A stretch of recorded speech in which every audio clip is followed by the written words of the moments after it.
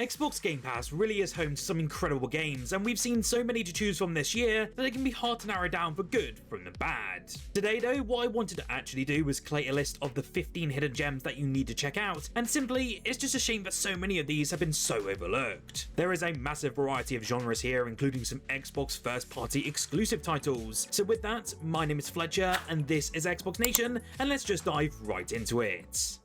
First up, I have to admit it, I was one of those who did completely neglect Roboquest when it came out on Game Pass a couple of years ago now. I can officially say that that was a massive oversight on my own part, as this roguelike game is so bloody fantastic, and now I can see why so many call this one of the ultimate hidden gems on the Xbox marketplace. As mentioned, this is a high energy roguelike FPS that throws you into a futuristic world filled with rogue robots and endless action. The game blends the best elements of classic shooters but with modern roguelike progression, making every run very different from the last. As you progress, you'll unlock different upgrades and new abilities, and you'll be able to customize your own character's playstyle to take on increasingly difficult enemies. If you love fast, fluid gunplay and the thrill of randomized runs like any roguelike, then Roboquest is a hidden gem that's totally worth playing.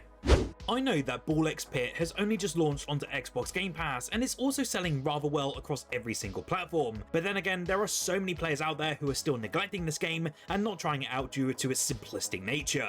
This one though is just absolutely phenomenal in every single way, and the amount of time that I've personally sunk into this one is just a lot of time. You essentially have to take on roguelike runs by shooting balls at enemies within these sort of moving corridors, and within these you get special items, fusion of special abilities, and more, alongside some pretty great looking and intense boss fights every so often.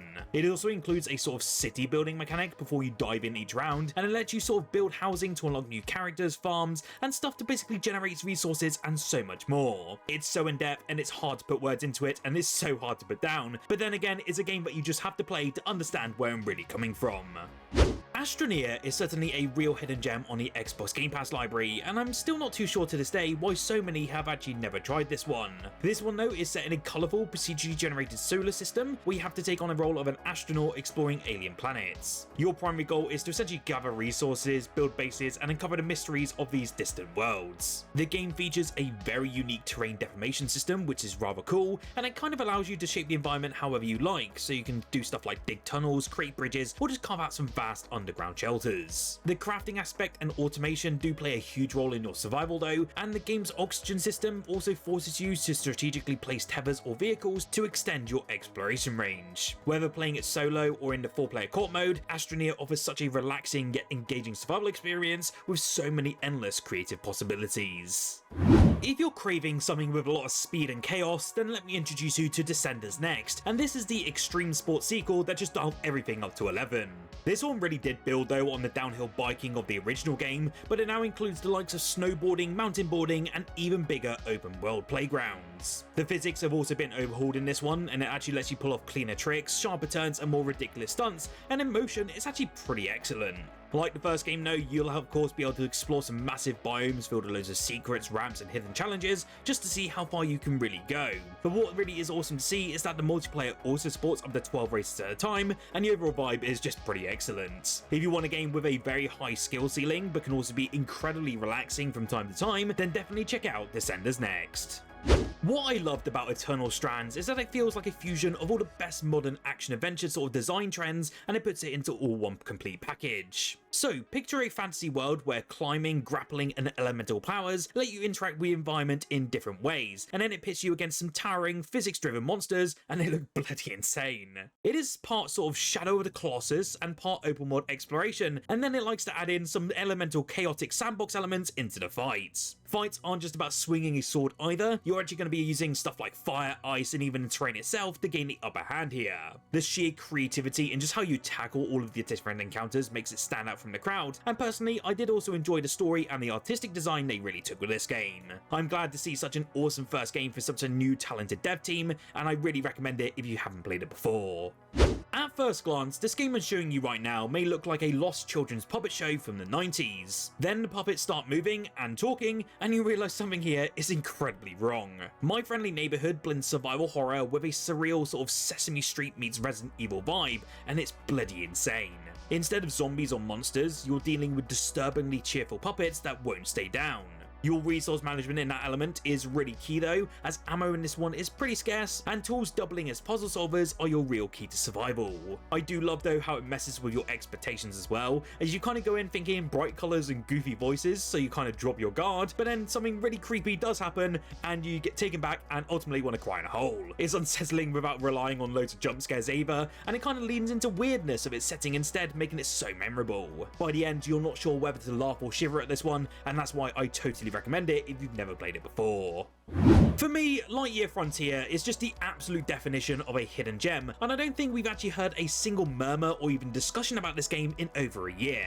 If you're with the majority here and you've probably never heard of this game, it essentially lets you step into the boots of a space farmer, and you'll have to do stuff like cultivate alien crops, build your own homestead, and then explore a lush open world planet. Instead of fighting for survival like others within this genre, instead you're actually working with the nature, so you're upgrading your mech suit to terraform the land and discover new resources. The game was initially released in a game preview state, so that's probably why many of you have never tried it before, but the amount of content updates and overhauls we've seen since the early access release has been pretty staggering.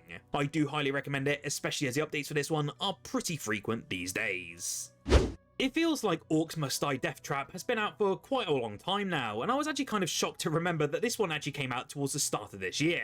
That in retrospect basically confirms that this game is a real hidden addition to the service, and it's kind of a shame because I really did enjoy my time with this newest entry, even though it wasn't the strongest within the franchise. Again, this one does pit you in a sort of tower defense battle against loads of orcs, but this time it actually includes 4-player co-op, which was the first time for this series. This was a great addition though, as it allowed for so many combinations, and the levels as such became so much larger and way wilder in terms of its enemy design. It was frustrating though in terms of its leveling and upgrade mechanic, and it's one gripe that I did have with this game, but it seems to have been resolved thanks to a lot of player feedback. Honestly, now is the best time to dive into it, and it's actually still got a pretty decent player base to this day.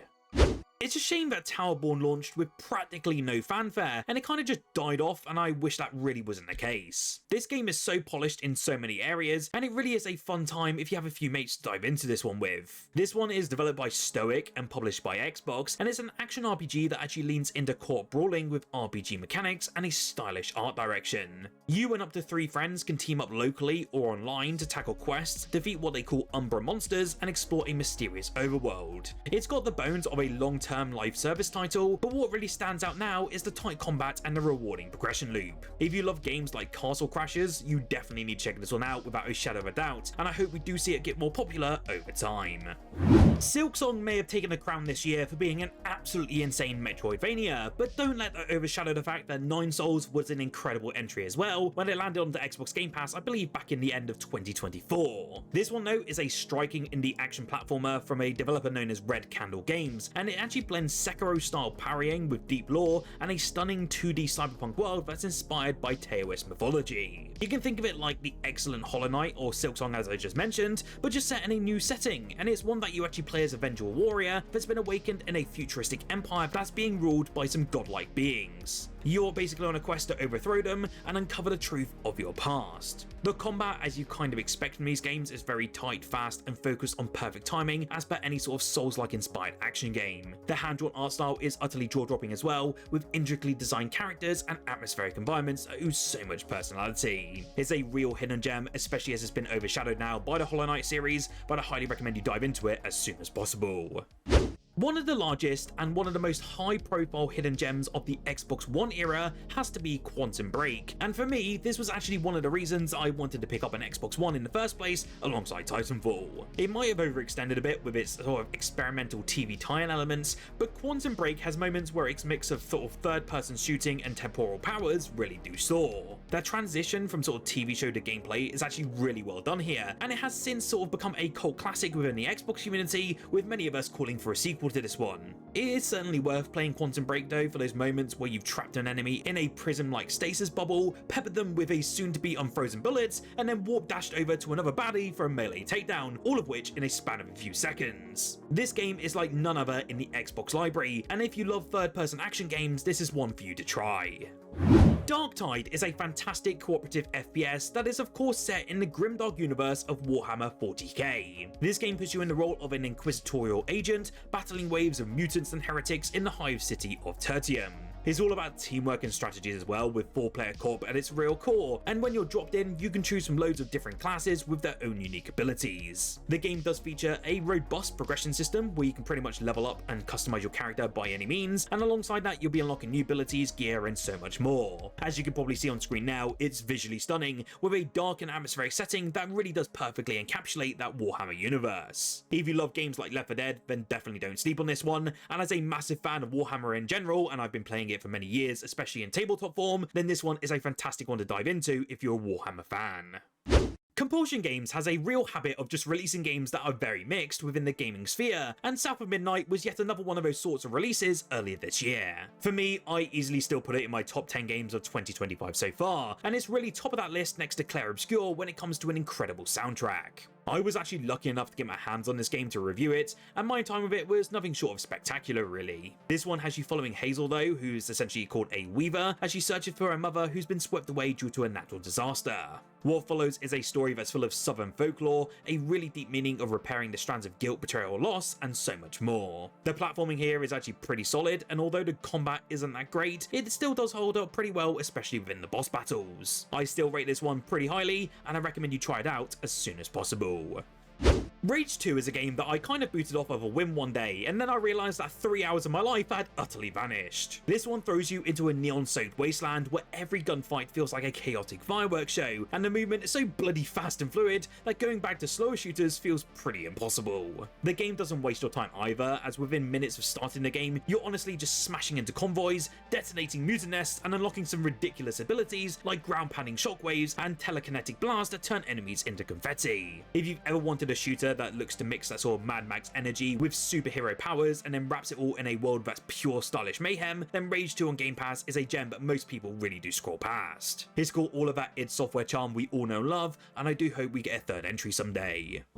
I have to say, I am quite partial to a good racing game every now and then, and we do have a few on Xbox Game Pass to this day. However, one game that many hold in high regard, especially me, has kind of been put to the wayside, and it's known as Wreckfest. This is quite unfortunate though, as this racing game is still one of the best available on this current generation of hardware, and is a ton of fun right out the gate. It's essentially a demolition derby racer that delivers realistic physics, over-the-top crashes, and some intense competition where destruction is just as important as your speed. Unlike traditional racing games though, Wreckfest really rewards your chaos, whether that's smashing into opponents in a derby arena, or just battling for first place on a track littered with debris. The game's physics-based crashes make every race so unpredictable. You've even got stuff like bus races, couch races, or even demolition derbies, including lawnmowers. Definitely don't miss this one, as it's a real hidden gem, and with the second game arriving onto Xbox consoles potentially within the next year, is certainly well worth experiencing. Are there any hidden gems that you recommend on Xbox Game Pass, especially to our community? You'll have to let us know in the comments below. Do like this video as well, as it does push it towards the Xbox algorithm, and it would be absolutely fantastic. And also subscribe for more Xbox content like this every single day. Whilst you're here though, and if you want to check out another awesome Xbox video, why don't you check the one out on screen right now? I recently covered absolutely everything coming to Xbox Game Pass in 2026, and it's well worth diving into if you want to see what's coming with your subscription.